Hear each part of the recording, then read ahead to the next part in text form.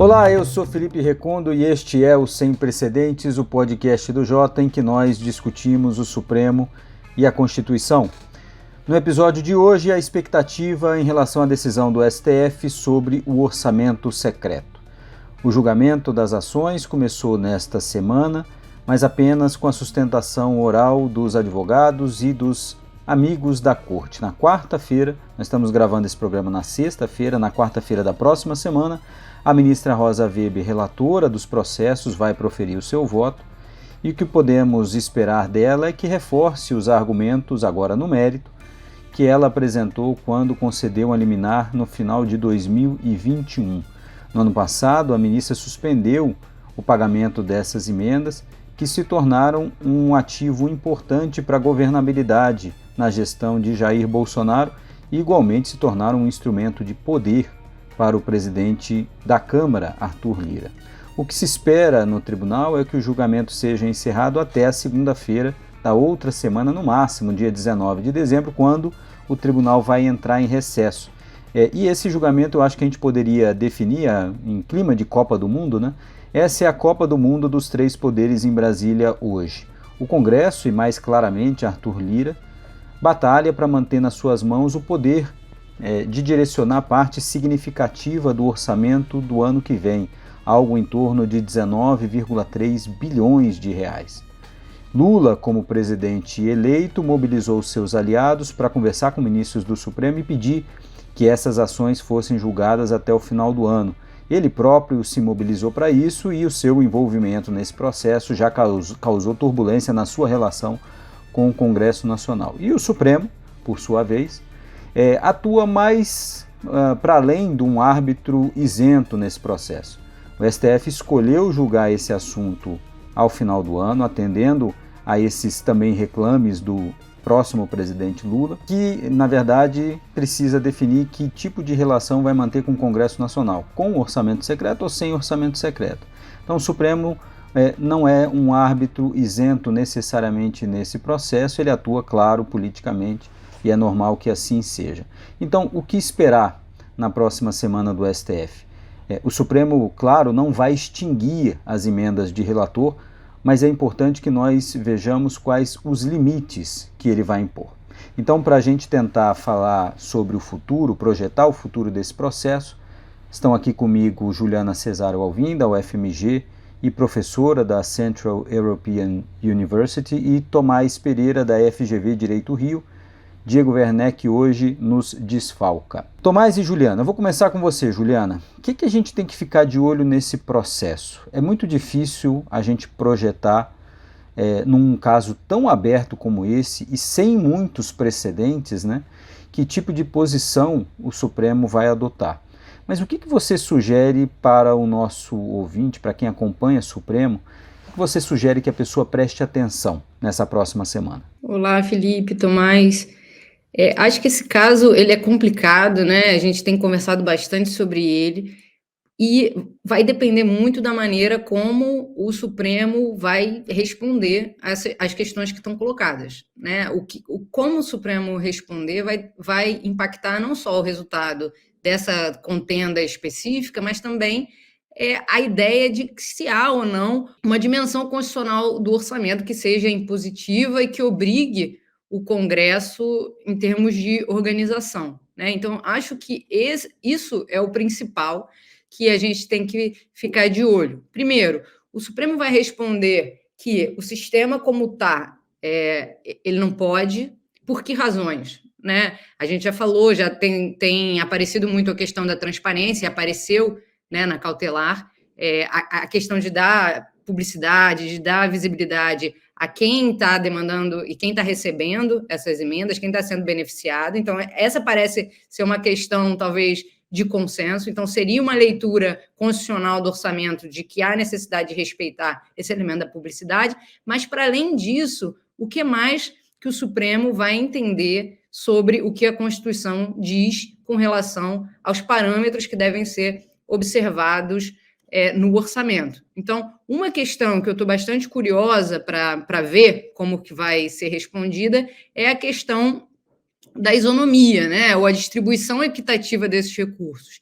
Esse é um argumento que apareceu no voto da ministra Rosa Weber na cautelar, e a gente vai ter que entender como é que isso vai estar presente nessas novas emendas, né? E isso passa também por uma leitura de o que aconteceu com o orçamento nos últimos anos, né? Como a gente sabe, existia uma ideia que prevalecia de um orçamento que não era impositivo, então que dava margem para o executivo, né, após a aprovação da lei do orçamento, liberar ou não os recursos, mas que mais recentemente a gente teve a definição de alguns elementos como impositivos progressivamente, né, as emendas individuais e as emendas de bancada. Então, nesses casos, o executivo ele passa a não ter mais a prerrogativa de decidir se gasta ou não. Uma vez aprovado, ele está obrigado a fazer esse gasto. E aí, como é que se inserem as emendas do relator nessa discussão, né? Já que os gastos não são obrigatórios, acho que o Tomás vai falar mais disso, mas também, aí eu acho que para mim esse é o ponto, não existe uma regra para a distribuição dessas emendas, como existe com relação às emendas individuais e às emendas de bancada. Então, acho que esse é um ponto relevante, porque dependendo da maneira como o Supremo se posicionar, isso vai impactar como é que o Congresso vai ter que regulamentar essas emendas. Em casos como esse, né, Juliana, a gente estava aqui conversando antes de começar e passamos a semana trocando mensagens aqui entre nós sobre o que prestar atenção, né? E um pouco a gente tentando definir quais eram as posições nossas sobre esse assunto, né? E uma grande dificuldade porque não há precedentes em relação a isso, né? Mas havia sempre um argumento de a política é assim, é escolha política, é disputa política, é força do presidente da Câmara, ou fraqueza do Executivo. Mas quando a gente olha o assunto chegando ao Supremo, com vários princípios sendo invocados pelos advogados, né, a gente fica naquela dúvida, vão entrar em definição de valor? O valor é exagerado. Vários ministros falaram isso também na liminar, né? Esse valor me parece exagerado, mas cabe ao Supremo definição de valor? Cabe a ele dizer se pode ser 19, 15, 10? Existe muita dúvida sobre qual é esse limite, né? Quais vão ser esses... até os limites de atuação do próprio Supremo, né? Mas acho que dá para responder essa pergunta de maneiras diferentes, né? Poderia o Supremo, talvez, fixar um valor, ou poderia estabelecer um parâmetro com base nos outros elementos que já estão regulamentados. Poderia impor uma dimensão de isonomia, mas que não precisaria ser uma igualdade estrita, ou, né, o mesmo valor, por exemplo, para todos os parlamentares, poderia ser alguma coisa relacionada à proporcionalidade. Então, a gente pode pensar nas diferentes formas como o Supremo vai responder a essa questão e quais são os princípios que vão subsidiar essa resposta. Mas eu chamaria atenção para o fato de que essa dimensão de empoderamento, digamos assim, da oposição está presente nessas últimas reformas, né? Que é você não depender da boa vontade do Executivo para ter aquelas emendas executadas, né? Como está estabelecido nas emendas individuais e de bancada, mas que não está estabelecido nas emendas do relator. Então, se entender a partir dessa perspectiva, talvez algum parâmetro nesse sentido vai ter que ser estabelecido, para além da própria relação entre Executivo e Legislativo. Não te parece que a gente vai ter mais simplesmente parâmetros do que respostas categóricas? Assim, não vai ter uma coisa assim, tem que ser o valor tal. Obviamente o Supremo não vai definir qual é o valor preciso do que pode de emenda de relator, mas assim, simplesmente parâmetros, né? Até porque, e aí eu chamo o Tomás para esse debate também, as emendas de relator estão baseadas, isso está no voto do ministro Gilmar Mendes, da ministra Rosa Weber, relatora também, mas chamando a atenção que as emendas de relator estão amparadas numa resolução, e sem muito regramento, né? Sem muito regramento. E elas se tornaram esse instrumento grande de poder, com valor que subiu exponencialmente, isso está dito inclusive pelos ministros, e a gente não tem uma definição. Talvez o que as pessoas estão olhando como ponto final, né, o Supremo vai definir emenda de relator e tal, talvez seja o princípio, né? O negócio estava tão solto que agora talvez o Supremo coloque alguns parâmetros. Você acha, Tomás, que a gente pode olhar por essa perspectiva nesse caso? Oi, Juliana. Oi, Felipe. Eu acho que um pouco na linha do que vocês estão falando, né, o que a gente está olhando é por uma prática, né? Uma prática que se configurou nos últimos anos, extremamente problemática por vários motivos, né, que a gente motivos que, para além de problemática, a tornariam inconstitucional, segundo as alegações, porque os problemas têm a ver com princípios constitucionais que estão sendo violados, né? Então, problemática porque pouco transparente, problemática porque ineficiente, problemática porque desigual, né? Não é simplesmente que ela é problemática, né? Então, esses problemas que não tem a ver, é uma coisa que a gente estava discutindo um pouco sobre isso, né? O que o Supremo vai determinar que é inconstitucional? Né? Se a gente olha especificamente para o que está acontecendo, né? Então, vamos olhar para o que autoriza essas emendas do relator, que são a fonte normativa a partir da qual, né, toda essa realidade está acontecendo. A gente teria que ir lá na resolução, né, número 1 de 2006, no artigo 144, fala que o relator pode apresentar emendas para corrigir erros, para recompor total ou parcialmente dotações canceladas, ou para atender às especificações dos pareceres preliminares. O senhor vai falar o quê? O senhor vai falar que o relator não pode propor emendas? Ou que ele só pode propor emendas no caso 1 e 2, que o caso 3 não pode? Ou ele vai dar parâmetros dizendo que o caso 3, tentando dar um sentido mais concreto e específico ao que é, né, essas hipóteses do caso 3, né, que são o que estão na prática por trás dessas emendas do relator, que são do chamado orçamento secreto, né, atender às especificações dos pareceres preliminares. Né. Então, tem diversas coisas que o Supremo pode fazer aí. Uma coisa que o Supremo pode fazer é simplesmente dizer, isso é inconstitucional. Por quê? Porque viola esses princípios. E não dizer mais nada. Isso coloca uma próxima rodada, eventualmente, para o Legislativo, seja por via de uma resolução, seja por via de uma lei, né, para estabelecer maneiras de emenda constitucional, inclusive, como já se mas fala. Também tentativamente, não é? Porque o Supremo não precisa necessariamente dar uma claro. receita de bolo, né, e dizer e falar, olha, vocês podem se for assim. O Supremo, como, né, dizendo que é inconstitucional, é claro que as causas da inconstitucionalidade indicam para onde que você tem que tomar cuidado, caso você queira insistir nisso, para não, digamos, trombar nas mesmas balizas de novo, mas não é o papel do Supremo falar assim, então eu vou redigir uma resolução aqui que diz exatamente como, em que medida o Supremo olha para o que está acontecendo e diz que isso não pode. Né? Mas por isso que quando você falou que a gente tem que ficar de olho, eu acho que é muito importante a gente ficar de olho no porquê que não pode. Né? Porque se fosse, que a gente acha que não vai ser, né? Tem uma situação que era só a questão da transparência. Se fosse só a questão da transparência, inconstitucional, por quê? Pouco transparente, a gente imagina que potencialmente o legislador pode reformar o Instituto prevendo mais transparência, e daí seria constitucional.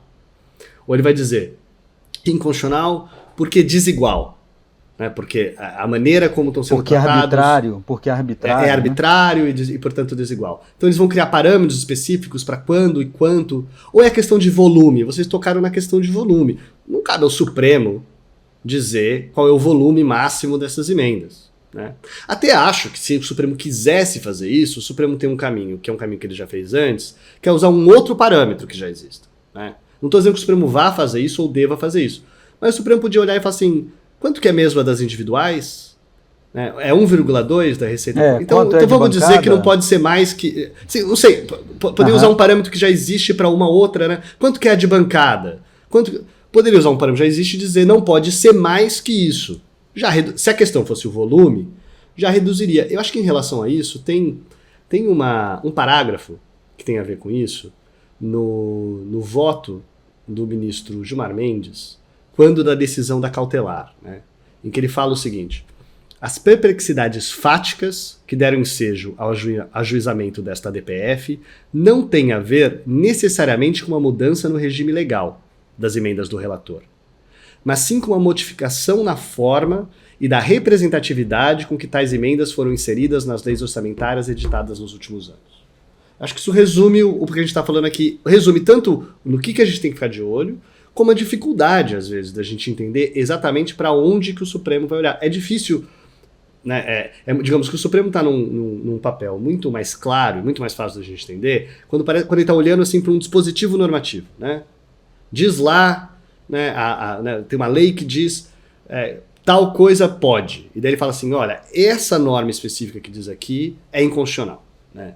Ou um dos sentidos desse texto que parece é inconstitucional, não pode fazer isso. Nesse caso, o que a gente está olhando é para uma prática que tem gerado essas diversas, né, ineficiências, pouca transparência, tudo, e eu acho que é para isso que a gente tem que olhar. Então eu ficaria nisso como uma primeira coisa, até porque isso não está claro, e eu acho também, e nem precisa o Supremo necessariamente dar uma decisão, que não é que a decisão do Supremo vai sair, peguem a parte final da decisão do Supremo, transformem na forma de uma resolução e publiquem amanhã que vocês podem fazer tudo o que vocês querem. Porque é isso, volta àquela questão, o Supremo não é um órgão de consultoria do Legislativo, né?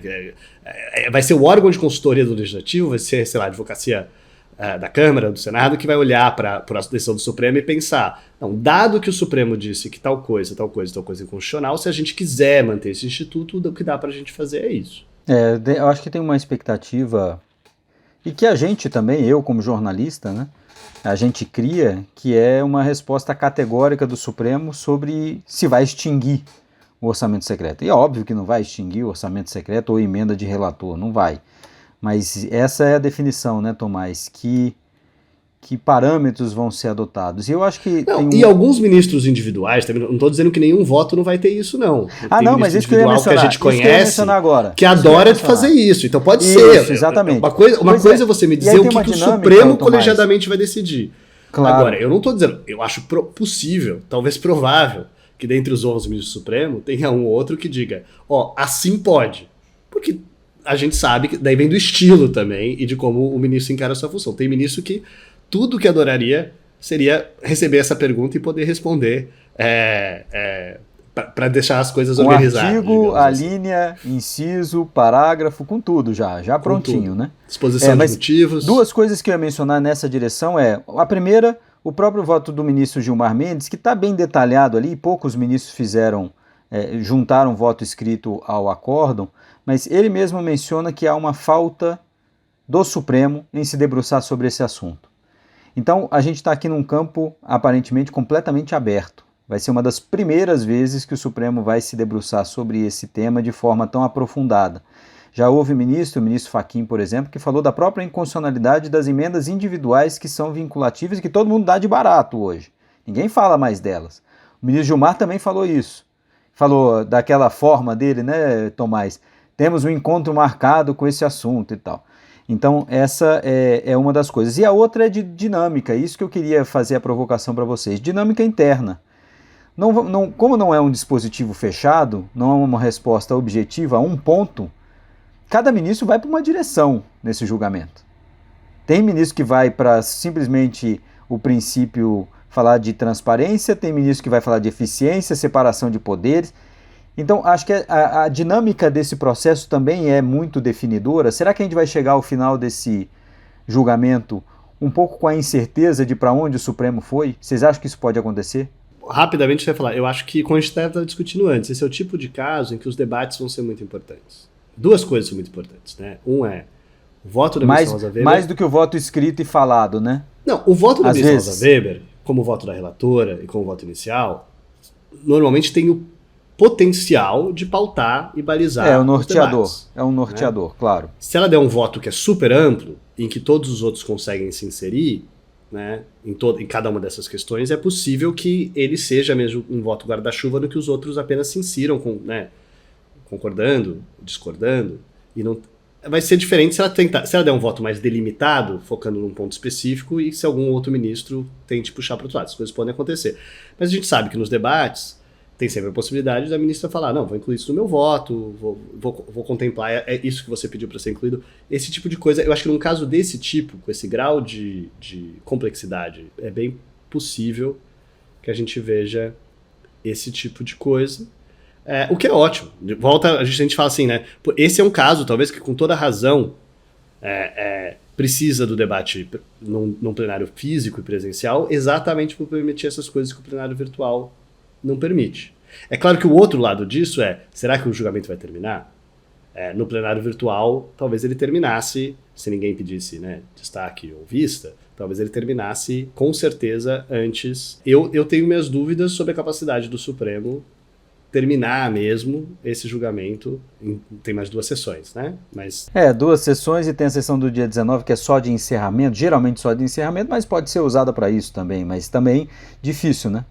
Juliana? Eu acho que pode ter até divergência para a resposta à pergunta que você colocou, Recondo, de o Supremo não vai acabar com o orçamento secreto, porque eu acho que também tem uma dimensão de definição de o que a gente está dizendo quando a gente fala orçamento secreto, né? Para onde é que a gente está botando o peso? É na existência da emenda de relator, que já existia? Acho que o problema não é esse, né? O problema é o secreto. Então, a transparência, a questão de transparência bastaria. Ou o problema é que esse uso abusivo desse mecanismo subverte um sistema que estava sendo construído num sentido diferente, né? Então, aí talvez seja uma resposta mais ampla. E acho que os ministros podem responder isso de maneiras diferentes. Então, a própria resposta à pergunta, o Supremo acabou com o orçamento secreto após o julgamento, talvez possa ser ela própria objeto de controvérsia. Vai depender um pouco dessa leitura do que é o orçamento secreto. E acho que uma outra coisa que a gente vai poder observar a partir, né, desse encontro marcado aí que você mencionou como adiantado pelo ministro Gilmar Mendes, é um certo entendimento do Supremo dessa relação entre executivo e legislativo no que tange ao orçamento, né? O que você mencionou é que existe o desconforto de alguns ministros com relação a uma talvez progressiva ou incipiente impositividade do orçamento, né? Mecanismos que retiram o espaço do executivo de decidir sobre contingencial ou não. Mas isso também não é consenso, né? A gente tem uma literatura que se debruça sobre essa questão que vai dizer que o problema é exatamente o oposto, né? É o problema recorrente e antigo do executivo ter o poder total sobre uma lei que foi aprovada a partir da deliberação do legislativo. Então, o problema seria, na verdade, algo que supostamente seria para ser deliberado, decidido coletivamente, acaba que, no final das contas, é fruto, na prática, de uma decisão unilateral do executivo, ou pelo menos tradicionalmente seria assim antes dessas medidas de orçamento mais impositivo.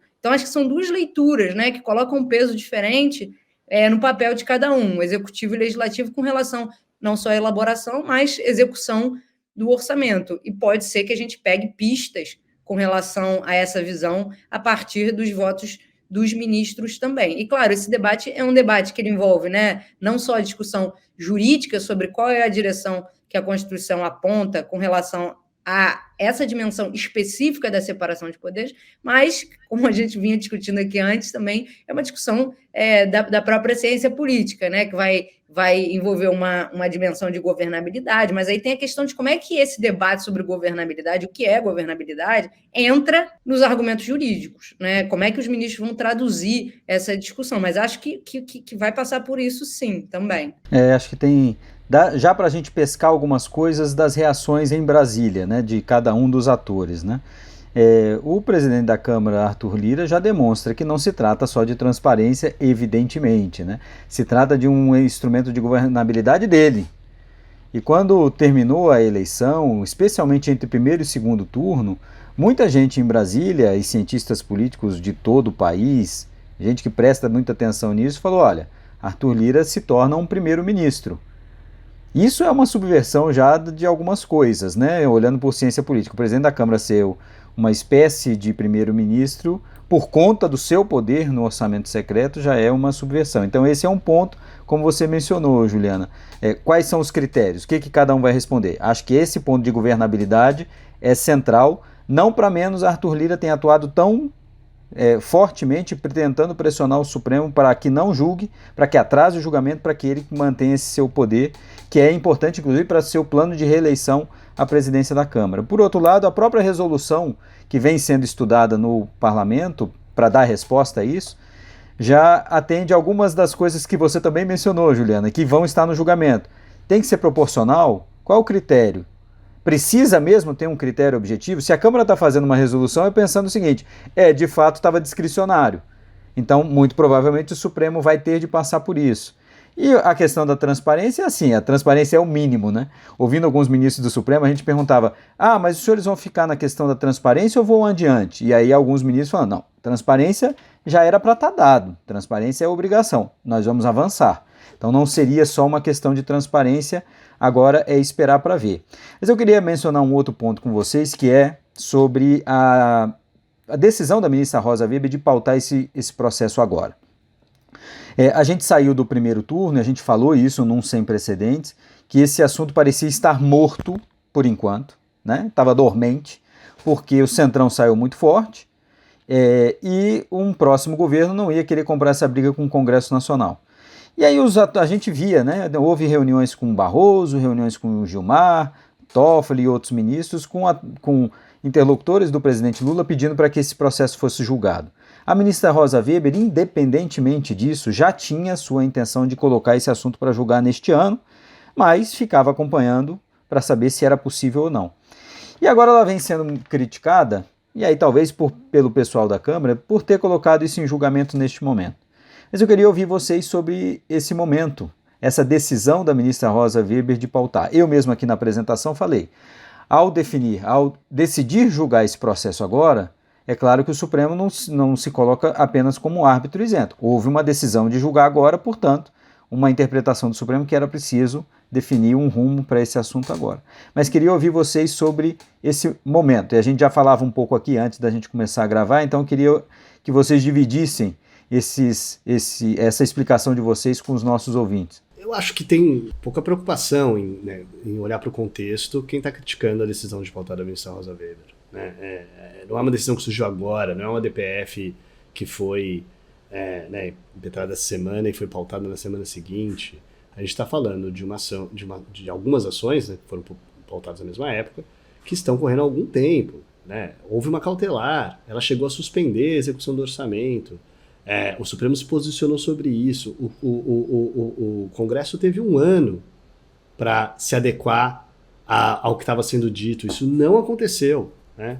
Agora que foi pautado, a gente começou a correr de novo, a ideia de que vai ter um decreto legislativo, alguma coisa assim, o que mostra, tipo, isso é um comportamento quase adolescente, né? Que agora que mas vai pautar, mas não é agora incomum, né, Tomás? Não é comum, né? Não é comum esse comportamento de, às vezes, o Supremo, diante da inércia evidente que houve, fala, bom, então eu vou pautar. E aí o Congresso se mexe de novo, se mexe sob pressão, né? Se mexe sob a pressão de perder como... poder, etc. Não é porque quer a regra melhor, se mexe para não perder poder, né?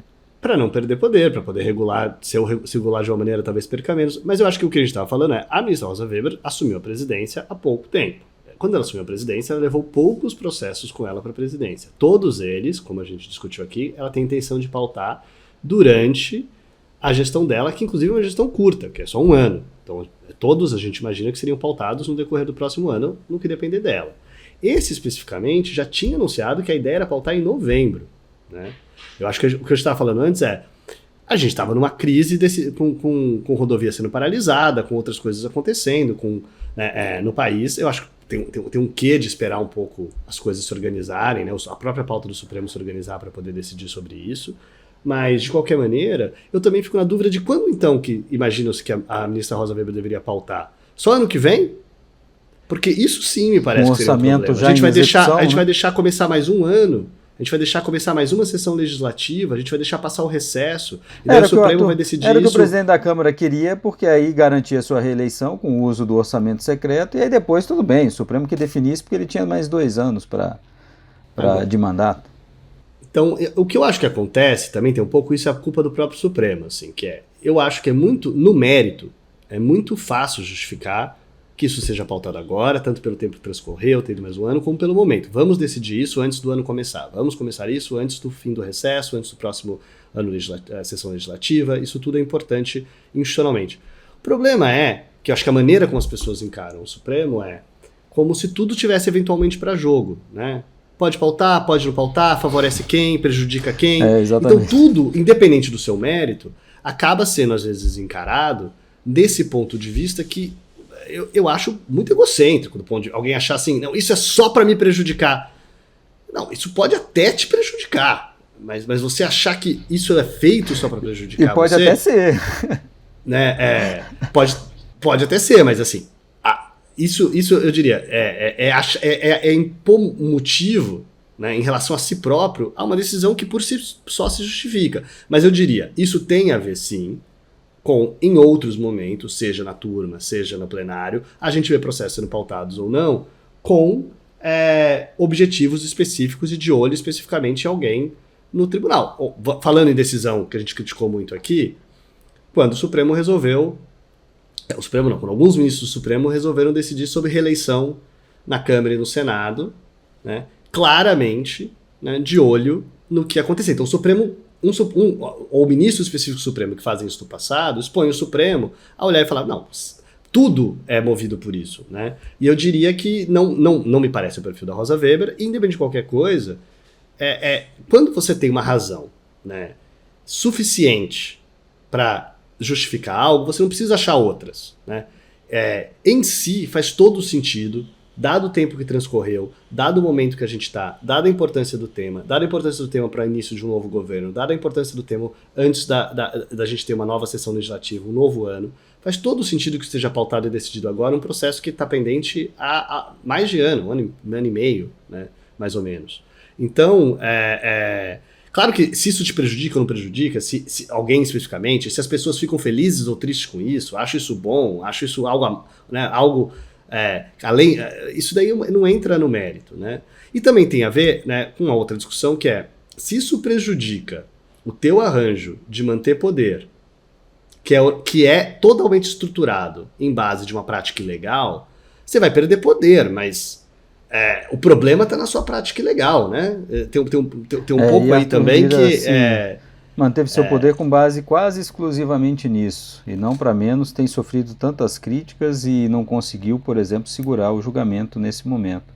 Mas eu queria ouvir a Juliana também sobre isso, sobre um pouco de definição de pauta, né, Juliana? As pessoas criticam quando se pauta dessa maneira, falam, foi muito em cima da hora, mas não nos parece isso, né? Não, eu acho que é uma crítica injusta. E olha que aqui a gente está sempre pró-previsibilidade da pauta do Supremo, né? Definição de agenda é importante para que, né, os atores envolvidos possam se organizar, né, agir, estar presente, poder apresentar seus argumentos. Então, isso com certeza. Mas assim, a gente entende também que existe um espaço para aquilo que é urgente, e esse espaço vem sendo usado, né, por outros presidentes do Supremo, então me parece uma crítica injusta com a ministra Rosa Weber, sobretudo nesse caso que não tem nada muito de inesperado, né, como vocês já mencionaram. Tudo indicava que esse caso seria pautado, então me parece um pouco injusto. E lembrando que a maior organização, a divulgação com antecedência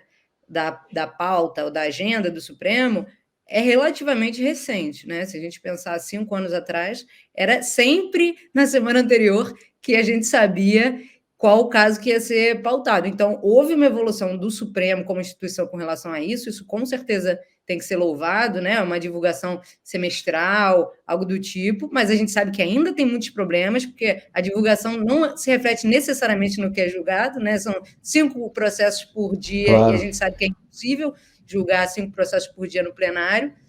Então, tem espaço para aprimoramento, mas acho que essa crítica fica um pouco fora de lugar. Eu acho até um ponto adicional sobre isso, Juliana, que é o fato de a ministra Rosa Weber não ter assumido a presidência no começo do ano, no começo do semestre, né? Ela assumiu agora.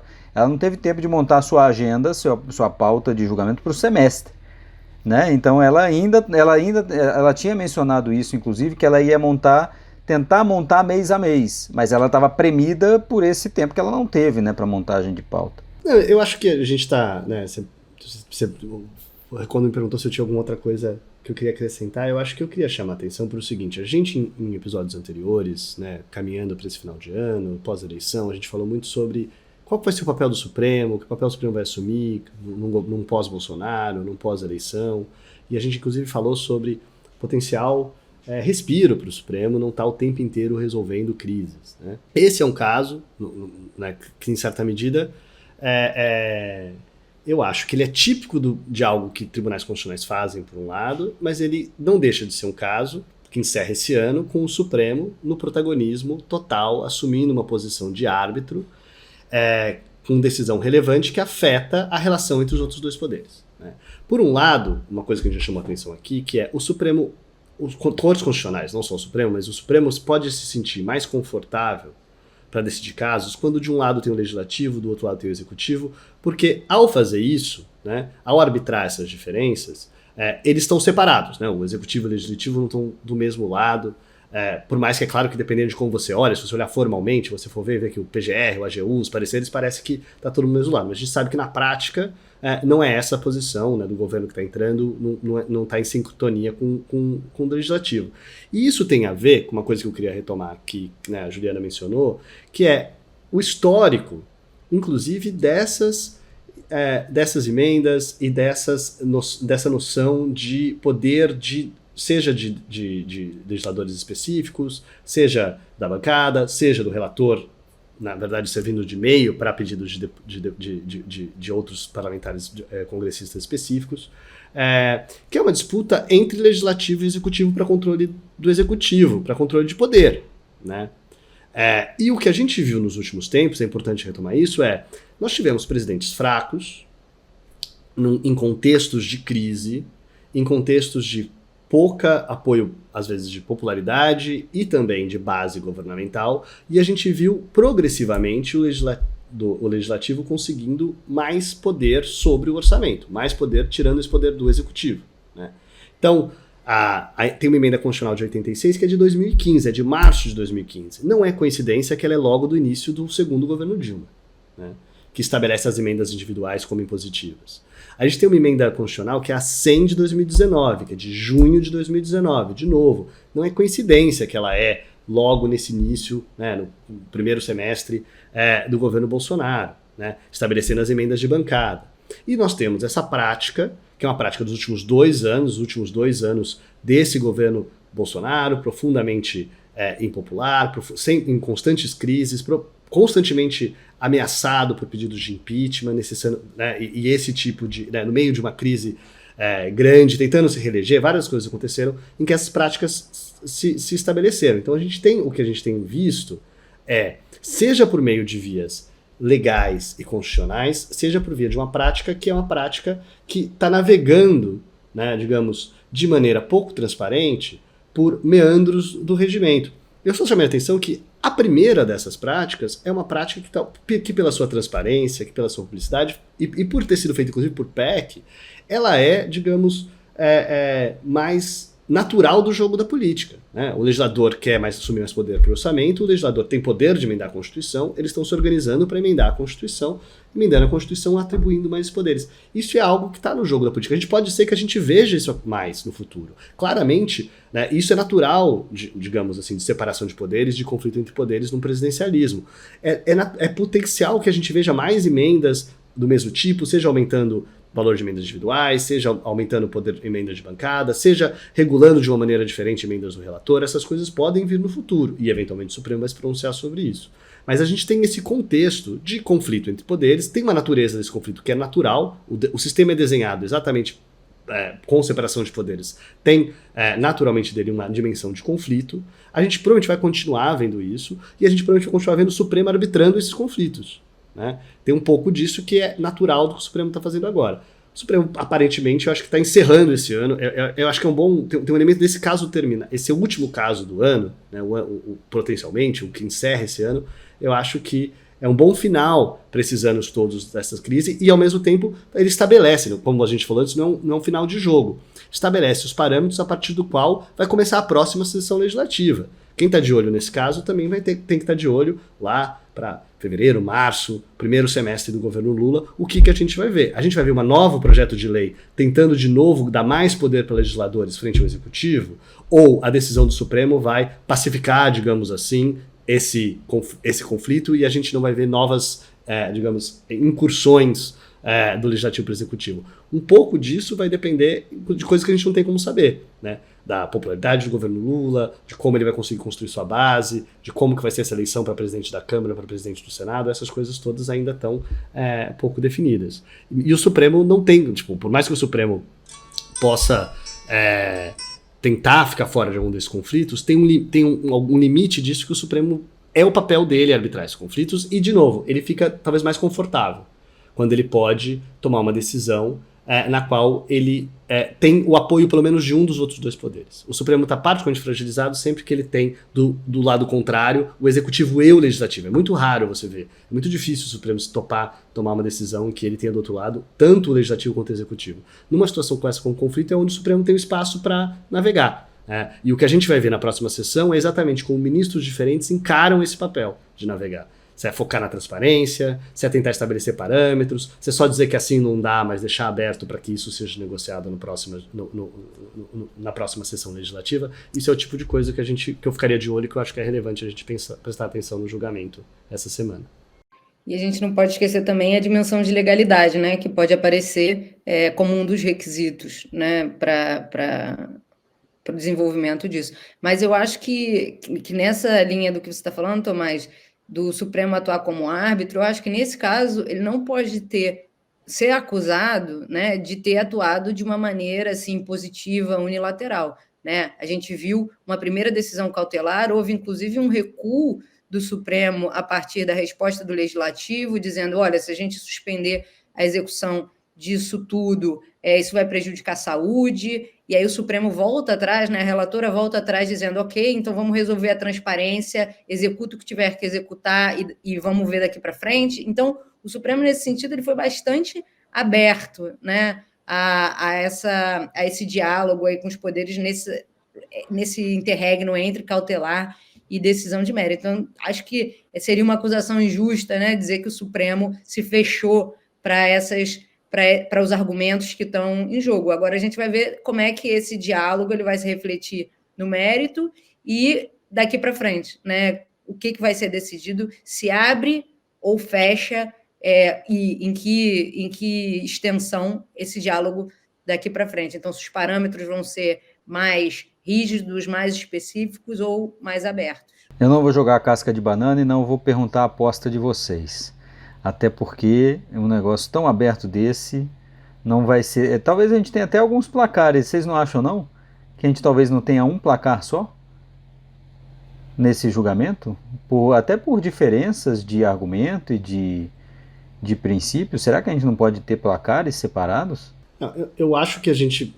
Não vou prever resultado, por mais que, pelo menos, parece que os ventos... tem soprado sinalizações no sentido de que vai, em alguma medida... Não, inconstitucionalidade vai ter. Isso aí deixa por minha conta e risco, mas isso não significa muita coisa, né?